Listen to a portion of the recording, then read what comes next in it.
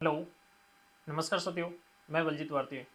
साथियों, जैसा कि आपको पता है, पढ़ोइन ऐप पर डेली कंटिन्यू शाम को 8 बजे स्कॉलरशिप टेस्ट कराया जा रहा है और जिसे आप कंटिन्यू दे भी रहे हैं।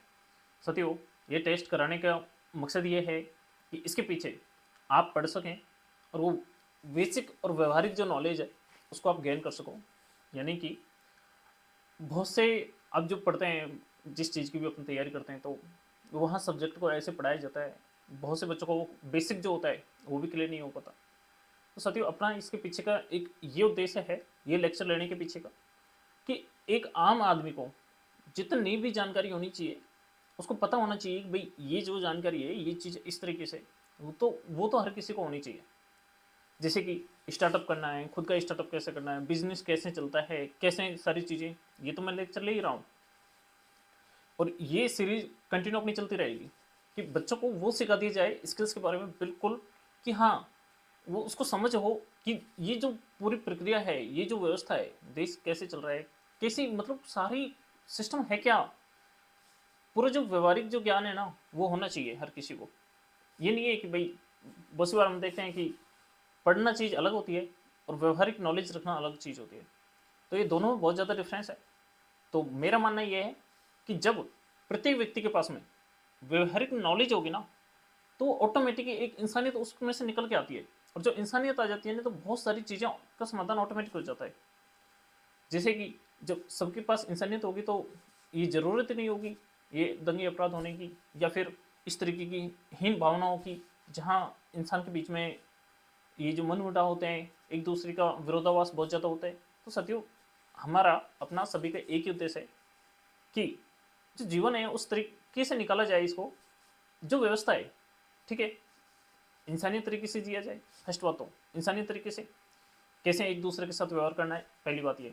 दूसरा इसी में ये है कि एक इंसानियत पूरा, जैसे मानव जो सभ्यता, सभ्य इंसान कैसे बन सके, तो इसमें पूरा के पूरा अपन का ये ख्याल रखना है। जो जानकारी है, ऐसा नहीं है कि यार बस खा लिया पी लिया और बस अपना फ्री है।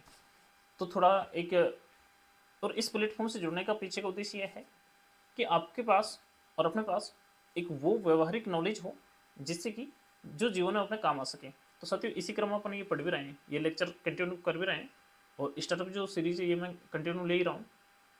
इसमें भी आगे धीरे धीरे कि हमें कैसे आगे बढ़ना है, कौन कौन सी चीज़ें हैं जिनके बारे में आपको जानना वे जरूरी है, तो उस पर मैं काम कर रहा हूँ। तो साथियों, इसी क्रम में मैंने कल आपको एक अनाउंस किया था कि आने वाले समय में जो भी यहाँ से जो बच्चा फर्स्ट होगा, फर्स्ट रैंक लेकर के आएगा, फर्स्ट रैंक का 70% उसको तुरंत मिल जाएगा, 30% उसका कंपनी में जमा हो जाएगा। रोजगार मेला कंपनी अपने बनाई है, कैसी कंपनी की व्यवस्था होगी, 30% आपको उसमें जमा होगा फर्स्ट वाले का, तो कैसे उसको सदस्यता उसमें परमानेंट मिलेगी, वो कंपनी का सदस्य बन जाएगा, पूरी तरीके से उसकी कंपनी में हिस्सेदारी होगी। फर्स्ट बात तो ये। दूसरा, उसका जो 30% पैसा जमा हुआ है, उससे उसका पैसा कैसे बढ़ा होगा, उसका जो जमा होगा ना उसमें, उससे भी उसको प्रॉफिट मिलेगा। कैसे वो बच्चा आगे बढ़ेगा, खुद का स्टार्टअप कर पाएगा, कैसे उसको स्टार्टअप करने में सपोर्ट मिलेगा, और कैसे उसका जो 30% जमा हुआ है पैसा, वो आगे बढ़ेगा उसका। तो साथियों, इसके लिए मैं चर्चा बहुत जल्द आपसे करने वाला हूँ कि ये पूरी व्यवस्था कैसे है, किस तरीके से ये काम करेगी, और किस तरीके से स्टूडेंट के लिए बेनिफिशियल है, आपके लिए भी, स्टूडेंट के लिए भी, और जो व्यवस्था सुधारने में कामगार होगी, कि हाँ यार, वास्तव में इससे एक व्यवस्था बदलेगी, तो ये कैसे काम करेगी, इसके बारे में आपको बाद में बताने वाला हूँ। तो साथियों, अपनी ये सीरीज कंटिन्यू चल रही है। बहुत से साथियों का मेरे से यही डाउट था कि यार, है ना, या तो हम इवनिंग में हमारे पास टाइम नहीं होता, या फिर हम कुछ काम में बिजी रहते हैं, या फिर हमें पता ही नहीं लग पाता। तो साथियों, मैं बता दूं कि टेस्ट आने से पहले आपको एक अलार्म लगा लेना चाहिए, छोटा सा, जिससे कि आपको पता लग जाएगी हाँ यार, टेस्ट है और वो मुझे देना है। जैसे ही अलर्ट होगा, तो ऑटोमेटिक आप वो टेस्ट खोला और 5 मिनट अपना टेस्ट फिनिश हो जाता है। ज़्यादा कोई बड़ा टेस्ट नहीं होता कि यार इसमें तो हमें ज़्यादा ही टाइम देना पड़ रहा है, बात ही बातों में टेस्ट हो जाता है अपना। और देते हैं जब कितना इन्जॉय आता है कि भाई चलो ठीक है, दे रहे हैं, कैसे पॉइंट बन रहे हैं, किसके क्या बन रहा है, तो वो भी अपना बहुत अमेजिंग है, मतलब बहुत शानदार है ये सिस्टम। दूसरा ये है कि पढ़ने वाले बच्चे भी हैं, ना पढ़ने वाले भी हैं, सभी तरीके के बच्चे हैं। अपन को सबका ध्यान रखना है कि बच्चे बस पढ़ें अपना, ठीक है, पढ़ना सबका मेन उद्देश्य है। उसमें पढ़ने के साथ में वो व्यवहारिक नॉलेज लेना बहुत ज़्यादा जरूर है, जो कि अपने जीवन में एक निखार लेकर के आए। तो साथियों इसमें क्या क्या होना चाहिए, मुझे लगता है कि पढ़ाई बहुत कुछ देती है इंसान को, बहुत कुछ देती है। यदि इंसान बनाती है तो पढ़ने से शायद बहुत इंसान बनता है, ऐसी कोई बात नहीं है। पर उसको क्रम से पढ़ा जाए, थोड़ा सिस्टमेटिक तरीके से पढ़ा जाए। तो सत्य इसी क्रम में मेरा मैं एक और शुरुआत करने वाला हूँ। तो वो शुरुआत है कि बच्चों को डेली की जो करंट अपडेट्स होते हैं उनके बारे में बताया जाए। करंट अपडेट्स मतलब है कि ये जो व्यवहारिक नॉलेज है ना, इसमें ही आता है कि जो डेली के अपडेट्स होते हैं क्या क्या बदलाव हैं और इन बदलावों से आम जन पर क्या फर्क पड़ेगा। तो साथियों ये जो अपडेट्स हैं कि कौन क्या चल रहा है, इससे आम जीवन पर क्या प्रभाव पड़ेगा, ये अपडेट्स। दूसरा साथियों ये जो व्यवस्था है, जैसे कि सब्जेक्ट्स की जो व्यवस्था है, ये जनरल जो सब्जेक्ट्स हैं ये बहुत कुछ सिखाते हैं इंसान को यदि बेसिक तरीके से इनको पढ़ा दिया जाए। दूसरा ये हो गया। तीसरा ये हो गया कि गवर्नमेंट्स की बहुत सारी स्कीम्स हैं जिससे आम आदमी को भला हो सकता है। कि आम आदमी उसमें जैसे कि उसने कोई भी वर्क किया, ठीक है, तो उसका क्या इम्पैक्ट रहा। तो ये जनरल जो नॉलेज है ना, ये तो उसको रखनी है। इसके साथ में ये जो गवर्नमेंट्स है, गवर्नमेंट्स की तरफ बहुत सारी स्कीम चलाई जा रही है। अब ये जो गवर्नमेंट्स की जो स्कीम है, इससे आम आदमी को राहत मिलती है, यानी कि उसको कहीं ना कहीं वो सपोर्ट कर रही होती है। और मैं बता दूं, आप और हम अपनी तरह सेम। तो सत्य में इसमें ये व्यवस्था है कि ना के बराबर लोगों को जो गवर्नमेंट की स्कीम है ना, इनके बारे में पता होता है। गवर्नमेंट चाहती है कि ये पता हो और किसी को पर नहीं होता, क्योंकि कागजी जो कार्रवाई है ना हर किसी को समझ नहीं आती और लाभ भी मिलता है पर हर कोई उठा नहीं पाता। तो साथियों इसी क्रम में मेरा एक ये भी सुझाव रहेगा और मैं इसके लिए काम भी कर रहा हूँ कि हर आदमी के पास में वो जानकारी हो, जो गवर्नमेंट से स्कीम है उनके बारे में अपडेट मिलता रहे, कैसे उनको अप्लाई करना है, कैसे उनके लिए पूरा प्रोसेस। बस एक आम आदमी यहाँ से यदि उसने लेक्चर देख लिया तो वो डायरेक्ट उस चीज़ को अप्लाई कर पाए। फिर से मैं बता दूं आपको कि अपना इसके पीछे का एक ही उद्देश्य है कि बस एक जागरूकता फैले। जागरूकता से मतलब है कि लोगों के पास यदि प्लेटफॉर्म पे आ रहे हैं, जुड़ रहे हैं, तो बस यहाँ से कुछ लेकर के जाएं। तो साथियों इस तरीके से, और मैंने इसी क्रम में जैसे कि बताया भी है, मुझे 3 बच्चों की ज़रूरत है जो कि इस तरीके के लेक्चर ले सकें। अभी मुझे एक और चाहिएगा जो कि मैं बाद में अनाउंस करूँगा। 2 बच्चे मुझे और चाहिए इस तरीके से इस व्यवस्था को संभालने के लिए। हाँ, संभाल मैं सकता हूँ और मुझे लगता है कि कोई ऐसा बच्चा हो जो सेम मेरी तरह पढ़ा सके या फिर इससे भी बेटर पढ़ा सके। साथियों मेरा उसी को मैं ये लेसन दूंगा जो कि बहुत अच्छे से पढ़ा सके, एक्सप्लेन चीज़ों को कर सके। तो इसी क्रम में ये लेसन आएंगे, कैसे आएंगे वो मैं आपको बता दूं। तो उनको अच्छे से एक्सप्लेन कर सके, पढ़ा सके कि जीवन में उद्देश्य क्या है और वो चीज़ उनमें से निकाल करके पढ़ा सके जो कि उनके जीवन में उपयोगी है।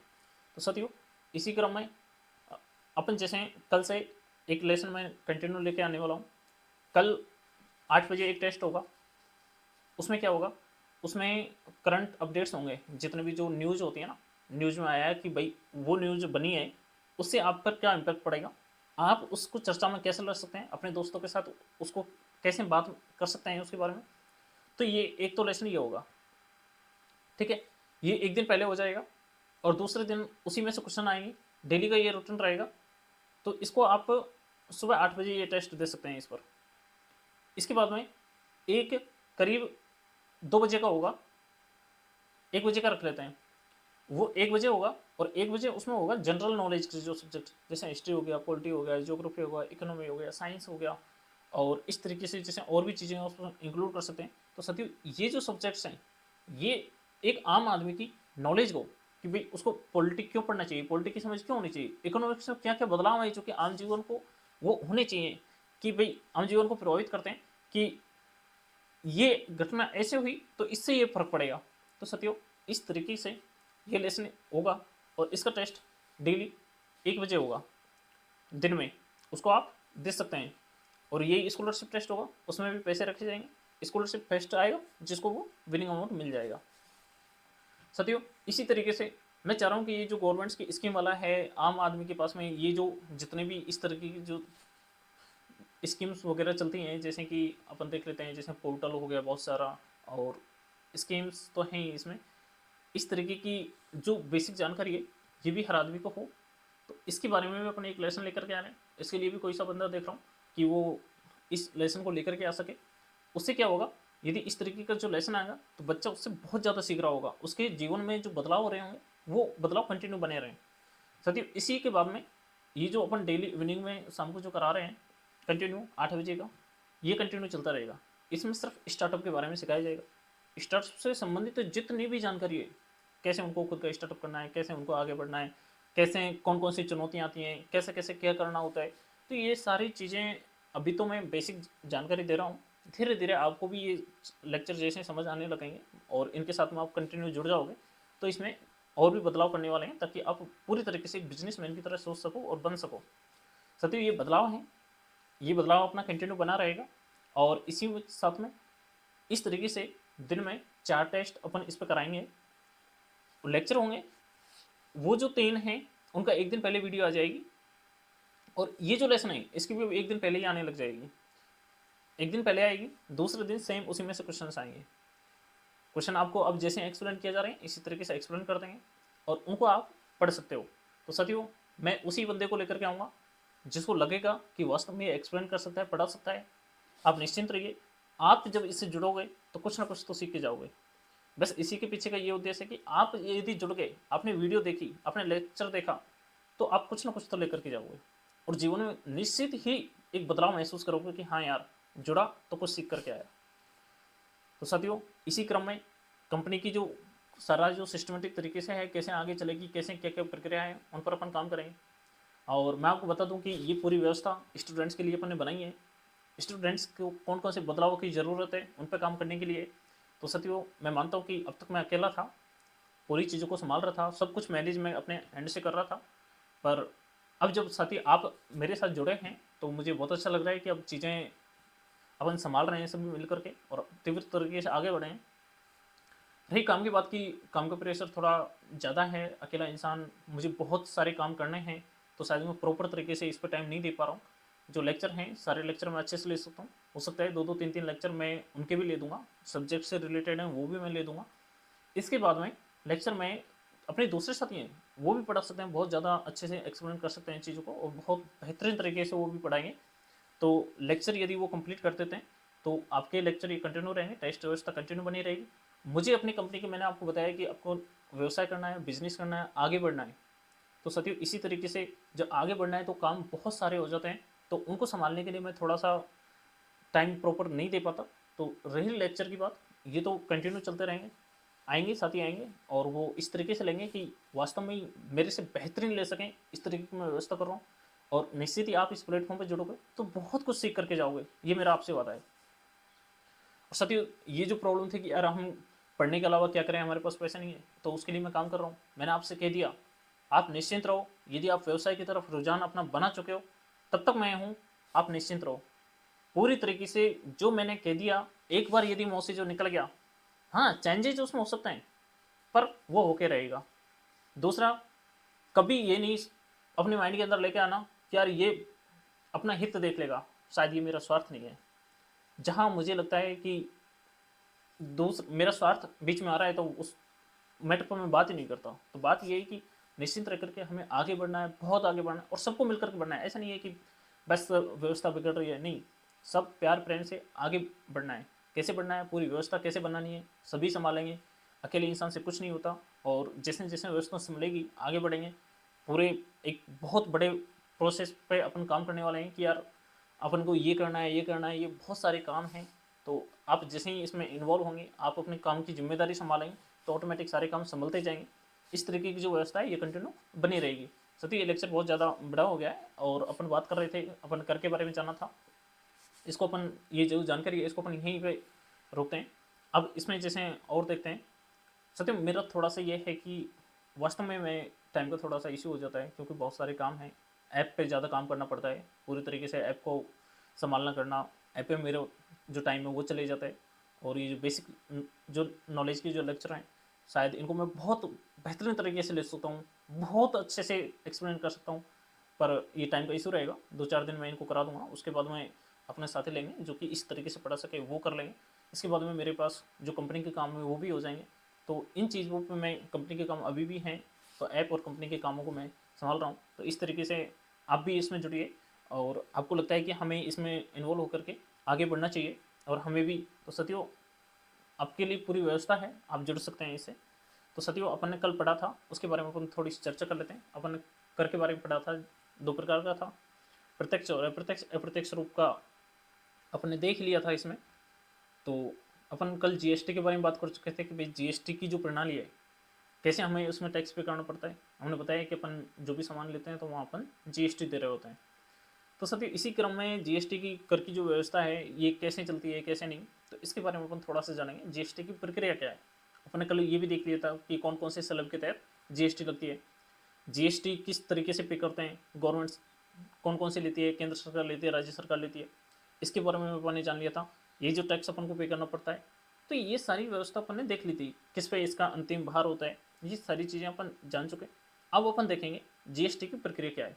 तो साथियों ठीक है, हम अपने दैनिक जीवन में कुछ वस्तुएं खरीदते हैं, उस पर तो अपन जीएसटी देते ही देते हैं, पर ये जो जीएसटी है इसका इम्पैक्ट क्या है एक आम जीवन पर या फिर जो व्यापारी है उस पर।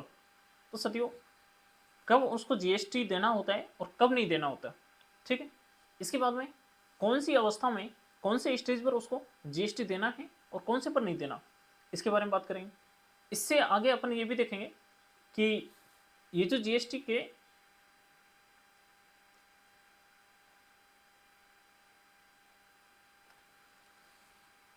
इससे आगे अपन देखेंगे कि जीएसटी का जो रिटर्न भरना होता है, रिटर्न फाइल करना होता है, वो कब कब करना होता है, क्या है रिटर्न फाइल, क्यों करना होता है, कैसे इसकी व्यवस्था है।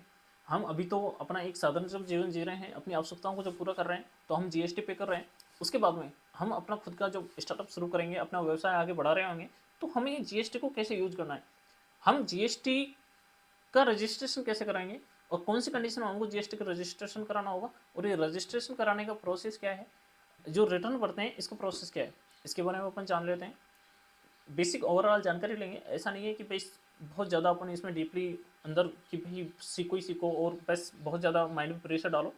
और शायद आपने देखा होगा, आप ये जो टेस्ट देते हैं स्कॉलरशिप टेस्ट, इसमें क्या होता है, आप कुछ रखिए, या तो क्वेश्चन को आप सही करिए या रॉन्ग करिए, ऑप्शन एलिमिनेट कर दीजिए। आप ये जो लेक्चर देखते हैं ना, तो शायद आप वहाँ कर रहे होते हैं, या तो क्वेश्चन को सही करते हैं या फिर क्वेश्चन को रॉन्ग करते हैं, है ना, इसी तरीके से करते हैं। पर वो कब कर पाते हो आप, जब आप लेक्चर देख लेते हो। तो ऐसा नहीं है कि बहुत ज़्यादा डीपली आपको इसमें बहुत ज़्यादा दिमाग लगाना होता है, ओवरऑल आपको देखना होता है कि हाँ यार ये व्यवस्था है और इस तरीके से इस तरीके का जो क्वेश्चन है ये बात हमने सुनी है। वैसे आपका ऐसा नहीं है कि बहुत ज़्यादा आपको डीपली पढ़ना ही होता है कि यार ये चीज़ बहुत डिफिकल्ट है, नहीं। आप बस लेक्चर को सुन लीजिए, आप सुन लोगे ना तो आपके माइंड के अंदर वो हमेशा के लिए सेव हो जाएगा कि भाई इस तरीके की कोई व्यवस्था थी, ये हमने कभी सुना था। और फिर जब क्वेश्चन भी आप कर रहे होते हैं तो आपको ऑटोमेटिक आंसर उसका पता लग जाता है कि यार ये तो इसका आंसर नहीं है, ये तो मैंने सुना था ये इसका आंसर है और ये नहीं है। और जब आप ये लेक्चर देख के नहीं जाते तो क्या होता है कि यार होगा कुछ, तो फिर आपको समझ ही नहीं आता कि इसका आंसर एग्जैक्ट है क्या। एलिमिनेट जब आप करते हैं ना तो वो भी आपको पता ही नहीं लग पाता। तो साथियों आपको ये लेक्चर तो जरूर देखना है।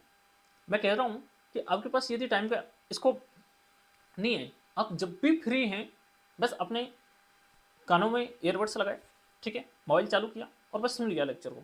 आप सुन रहे हैं ना तो उससे भी बहुत ज़्यादा होगा कि यार इस तरीके की व्यवस्था है, आपका माइंड में रिमाइंड होता रहेगा। और जब आप जैसे जैसे पढ़ते हैं तो पढ़ने की आपकी व्यवस्था बनी रहेगी, आप पढ़िए, पढ़ते भी रहिए।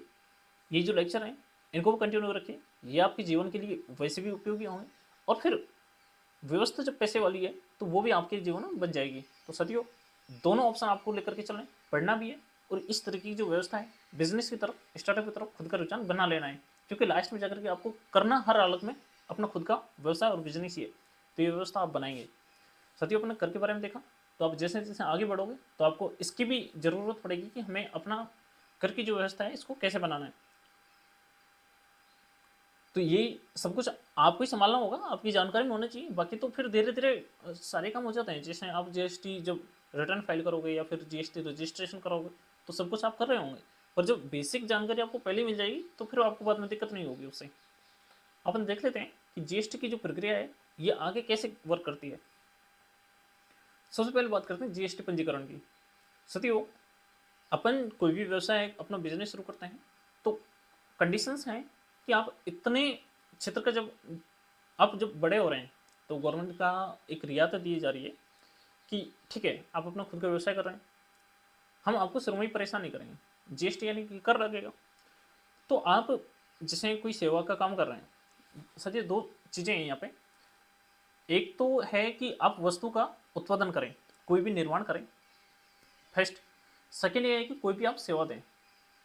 सत्य मुझे लगता है कि जो सेवा देने वाला जो क्षेत्र है, इसका लगभग लगभग मैन्युफैक्चर का कॉस्ट नहीं होता इसमें, तो लगभग वो कॉस्ट कम होती है। तो गवर्नमेंट ने कहा है कि 20 लाख तक की जब आपकी टर्नओवर होता है, टर्नओवर का मतलब होता है कि आपके पास में एक वर्ष के अंदर कितना पैसा आपने टर्नओवर किया है, मतलब कितना पैसे का आपने लेन देन किए, इस तरीके से आपके जो पैसा है 20 लाख तक का आपका है, आप इतने तक का जो वर्क कर रहे हैं, ले रहे हैं, दे रहे हैं, तो उस पर तो आपको जीएसटी रजिस्ट्रेशन की ज़रूरत नहीं है। यानी कि हम मान रहे हैं कि आप अपना व्यवसाय भली भांति चला रहे हैं, हमें इससे कोई दिक्कत नहीं है। पर उससे जब आप बड़े हो जाते हो, स्टेबल हो जाते हो, हम मानते हैं कि आप जो 20 लाख का जब टर्नओवर कर रहे हो तो आप स्टेबल हो गए हो, अपना सेट हो चुके हो। तो इससे ऊपर जैसे ही आप जाओगे तो आपको क्या देना पड़ेगा, जीएसटी। तो उस कंडीशन में आपको 20 लाख से ऊपर जैसे ही जाते हैं तो जीएसटी रजिस्ट्रेशन कराना अनिवार्य हो जाता है। कब, कौन सी कंडीशन में, जब आप क्या कर रहे होते हैं, जब आप सेवा दे रहे होते हैं। सेवा का ऐसा है कि उसमें मतलब मैन्युफैक्चर कॉस्ट कम होती है, तो साथियों।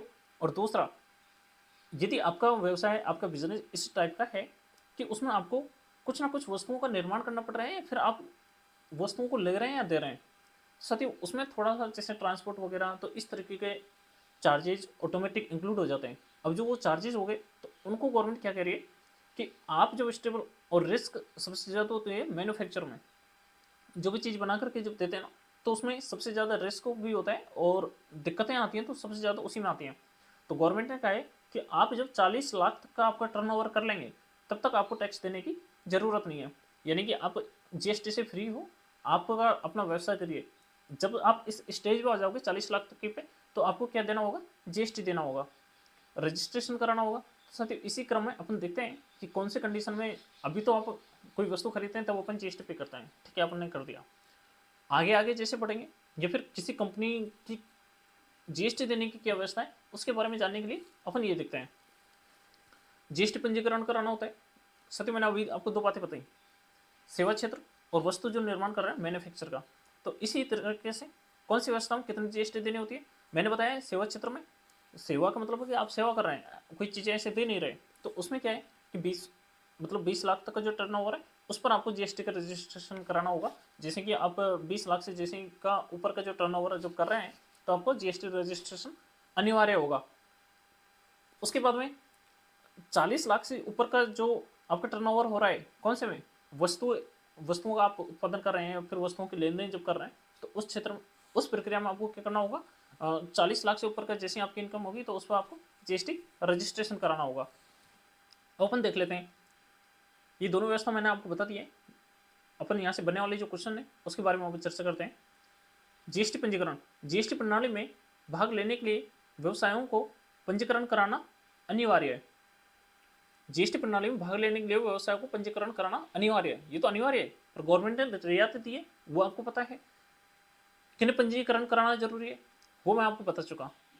ये दोनों जो लाइनें लिखी हुई है ये मैं आपको बता चुका, जिनका व्यवसाय एक राज्य से दूसरे राज्य में माल या सेवा आपूर्ति करता है।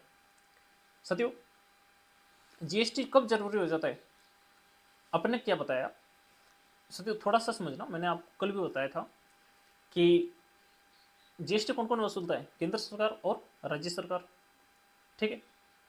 अब वो जो जीएसटी है, कोई वस्तु है, राजस्थान में उसका निर्माण हुआ और पंजाब में वो वस्तु गई, ठीक है। अब ऐसा नहीं है कि उसी वस्तु पे अलग से जीएसटी इंक्लूड हो जाए, यहाँ भी राजस्थान सरकार भी लगा दे और जो पंजाब सरकार है वो भी लगा दे और फिर केंद्र सरकार। तो साथियों, इसी तरीके से जीएसटी के रजिस्ट्रेशन दो राज्यों के बीच में जो वस्तुओं का आदान प्रदान होता है ना, तो वहाँ पर भी क्या होता है, जीएसटी का रजिस्ट्रेशन जरूरी होता है। यदि आप आदान प्रदान कर रहे हो तो फिर उससे क्या होता है कि जीएसटी एक ही जगह से इंक्लूड होता है, ठीक है। पंजाब में कोई वस्तु बनी, राजस्थान में आई, राजस्थान से उसका प्रोडक्शन होकर के जैसे कि बिक्री हो रही है, तो फिर जीएसटी राजस्थान सरकार लगा देगी, मतलब काउंट एक जगह की होगी। इस तरीके से जिनका व्यवसाय एक राज्य से दूसरे राज्य में जो इस तरीके का जो व्यवसाय करते हैं, कोई व्यापारी हैं, तो उन पर जीएसटी रजिस्ट्रेशन जरूरी होता है। तो साथियों, अपन यहाँ से बनने वाले क्वेश्चन हैं उनके बारे में चर्चा कर लेते हैं कि कौन कौन सा क्वेश्चन बन सकता है।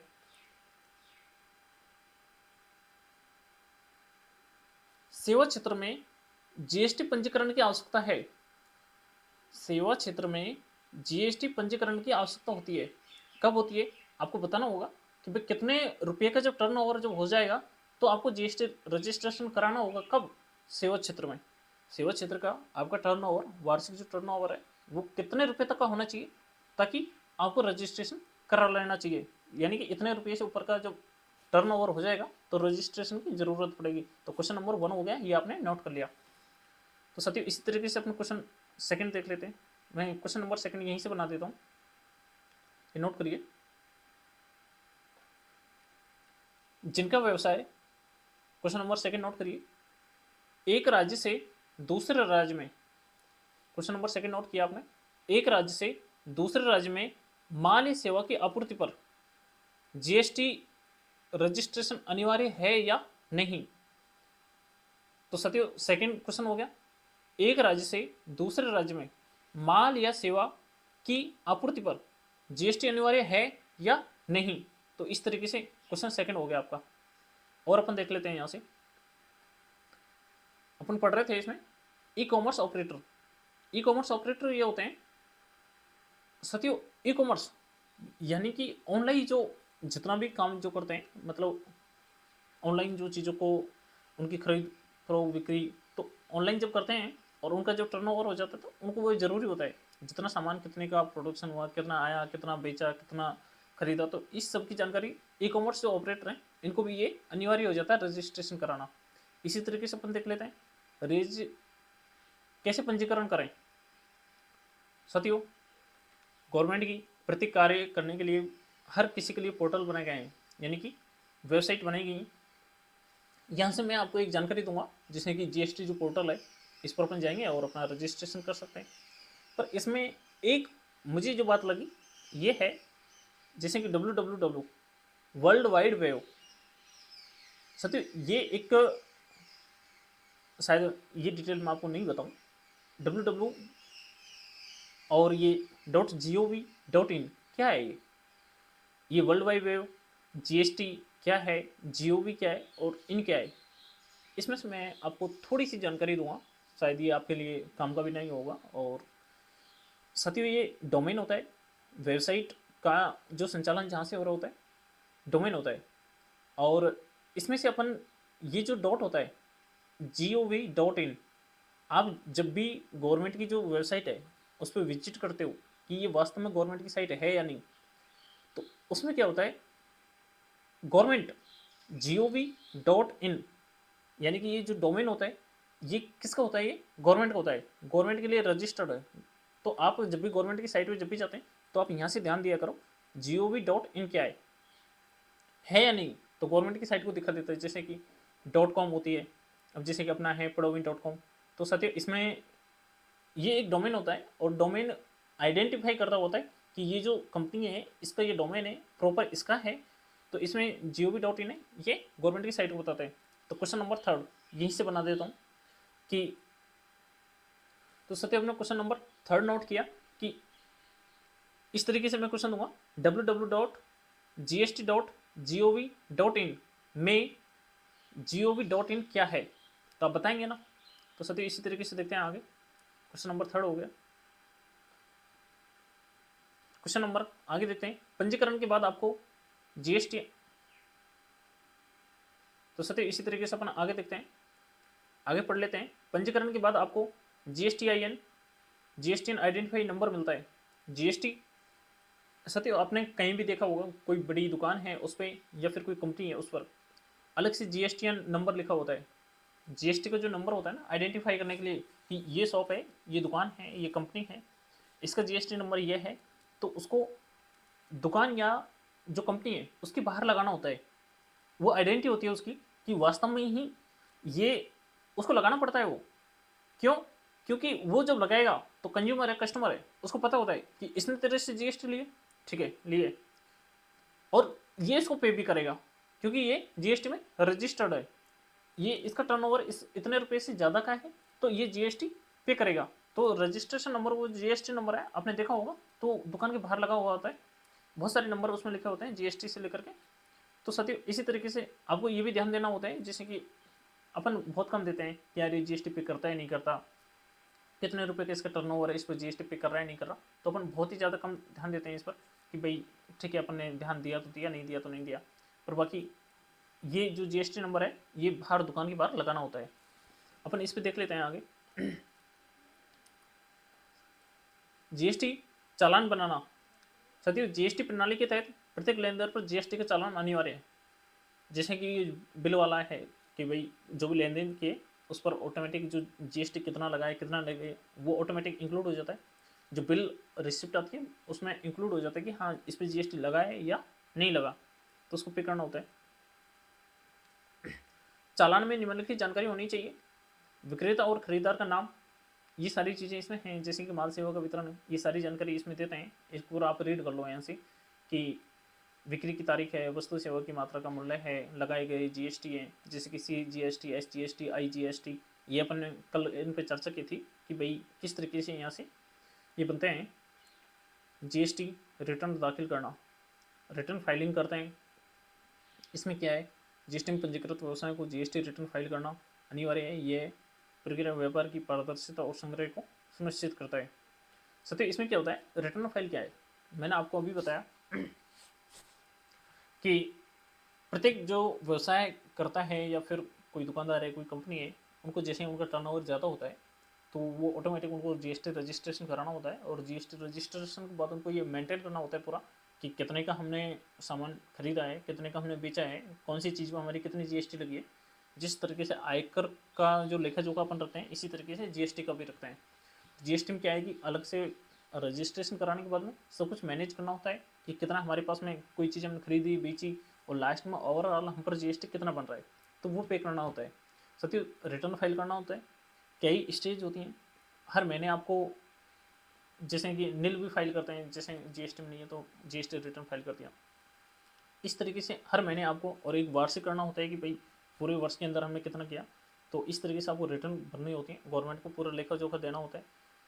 तो अब देखते हैं अपन कि किस तरीके से आपको रिटर्न भरने होते हैं। अभी आपको ज़्यादा इस पर ध्यान देने की ज़रूरत नहीं है, पर फिर भी थोड़ा सा अपन देख लेते हैं कि भाई रिटर्न नाम की कोई चीज़ भी होती है जीएसटी में। ये जो पे करते हैं तो उसमें कुछ डिटेल्स जाती हैं जीएसटी को जो पे करते हैं, तो उसके बारे में अपन देखते हैं। जीएसटी में पंजीकृत व्यवसाय को जीएसटी रिटर्न फाइल करना अनिवार्य है। यही प्रक्रिया व्यापार की पारदर्शिता और संग्रह कर संग्रह को सुनिश्चित करती है कि भाई हाँ हमारे पास में इतना टैक्स बना था, इतना हमने संग्रह कर लिया नहीं किया, कितना पे कर दिया नहीं किया, तो इसके लिए जीएसटी रजिस्ट्रेशन की जरूरत है। जीएसटी रिटर्न के प्रकार, GSTR 1 मासिक, ये तो जीएसटी है, और आर का मतलब क्या है यहाँ पे सती, जो आगे नंबर लिखा हुआ है ना, इस नंबर को आप भूल जाइए, ये इनकी पहचान के लिए है। GSTR, आर का मतलब है रिटर्न, कब करनी है, मासिक। तो सती कैटेगरी होती है कि कब किसको कौन सी कैटेगरी में करना है, तो शायद ये डीपली हो जाएगा, मैं इसके बारे में नहीं बताऊँ तो ठीक है, क्योंकि ये जो जानकारी होती है ना तो ये ओवरऑल लगभग लगभग जब आप काम कर रहे होंगे तो ऑटोमेटिक आप इसको जान रहे होंगे। अभी मैं आपको बताऊं तो शायद इतने इसका कोई मतलब बनता नहीं है। तो इस तरीके से जो कैटेगरी है थोड़ा सा ओवरऑल देख लेते हैं कौन सी कैटेगरी में कौन सा लग रहा है। इसमें बेची गई वस्तुओं और सेवाओं का वितरण देना होता है, ठीक है, कि भाई कितना बना है, अंतिम तारीख कितनी होती है, 11 तारीख तक उसको ओपी कर सकते हैं। जैसे कि एक महीने का बना और अंतिम जो अगले महीने की 11 तारीख है तब तक वो उस महीने का लेखा जोखा तैयार कर सकते हैं और जीएसटी का रिटर्न भर सकते हैं। GSTR 3B मासिक, जैसे कि अभी इसका ये नाम दे दिया, ये मासिक है क्या, आउटपुट इनपुट टैक्स की जानकारी होती है, हर महीने की 20 तारीख तक इस तरीके से इसको भर सकते हैं। साथियों GSTR 4 त्रैमासिक होती है, 3 महीने के अंदर जीएसटी का। इसमें भी क्या है, कंपोजिशन स्कीम के तहत पंजीकृत व्यवसायों के लिए। कंपोजिशन का मतलब मैं थोड़ा सा बता देता हूँ कि कंपोजिशन से क्या है। कंपोजिशन से मतलब है कि जो गवर्नमेंट्स के जो रियायतें दी गई हैं, और ये जो कंपोजिशन स्कीम है कि कितने टैक्स, कितनी जो टर्नओवर है वहाँ तक की जो छूट है, और किस तरीके से जो जीएसटी का 3 महीने का जितना आया गया, तो उसका ये पूरा एक रिकॉर्ड तैयार करके एक 3 महीने भरनी होती है। तो कब कब किसको भरनी होती है वो अलग मैटर हो जाता है, तो अपन इसके बारे में ज़्यादा बात भी नहीं करेंगे, क्योंकि इतना है कि 3 महीने में जीएसटी पे करना होता है। और कंपोजिशन जब मिलता है कोई स्कीम के तहत तो उसमें उसको थोड़ा वहाँ पे जो रियायत दी जाती है उसका एक्सप्लेनेशन करके और उसको पे कर देना होता है। साथियों इसी तरीके से जैसे कि GSTR 9 वार्षिक है, पूरे वित्तीय वर्ष का ये रिटर्न देना होता है कि भाई कितना आया गया, वो पूरा का पूरा भरना होता है। और यदि आपने रजिस्ट्रेशन कई कैटेगरी में करा लिया है और आप का टर्नओवर निल है नहीं है, तो आप निल रिटर्न भर सकते हैं, यानी कि उसमें आपको वो दिक्कत नहीं होती कि भाई हमें कितना पे करना है नहीं करना। उसमें आपको पर भरना हर महीने पड़ता है। GST रजिस्ट्रेशन हो गया तो आपको रिपोर्ट हर महीने जमा करानी होती है। उसको आप किसी GST रजिस्ट्रेशन जो करता है उनसे करा सकते हैं या खुद भी कर सकते हैं। तो अपने केस में तो अपना ही है। तो इस तरीके से साथियों अपने यहाँ से 3 क्वेश्चन को जान लिया है और 2 क्वेश्चन मैं यहाँ से बना देता हूँ। यहाँ तक अपन पढ़ चुके हैं और यहाँ से अब मैं बनने वाले क्वेश्चन हैं उन पर चर्चा कर लेता हूँ। जैसे कि GST रिटर्न के प्रकार यहाँ से अपन पढ़ा, ये अपन देख चुके हैं। तो साथियों मैं यहाँ से क्वेश्चन नंबर 4 बना देता हूँ। क्वेश्चन नंबर 4 नोट करिए। मैं क्वेश्चन 4 यहाँ से बना देता हूँ। पंजीकृत व्यवसायों को फाइल करना होता है। पंजीकृत व्यवसायों को फाइल करना होता है। GST से संबंधित अपन बात कर रहे हैं, तो आपको बताना होगा कि वो GST का क्या फाइल करते हैं। पंजीकृत व्यवसायों को फाइल करना होता है, क्वेश्चन नंबर 4 आपका ये हो गया है। और अपन देख लेते हैं जैसे कि, और मैं क्वेश्चन यहाँ से एक क्वेश्चन और बना देता हूँ।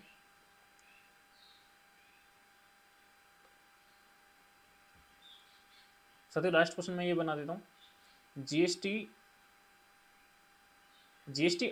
9 का मतलब है कि ये जो कैटेगरी है GST है, रिटर्न भरना है, और 9 नंबर का जो है इससे ये जो पहचान है इसकी, ये अपन को कब भरना होता है, मतलब ओवरऑल अपन को जो GST फाइल करना होता है तो कितने टाइम पे ये भरनी होती है।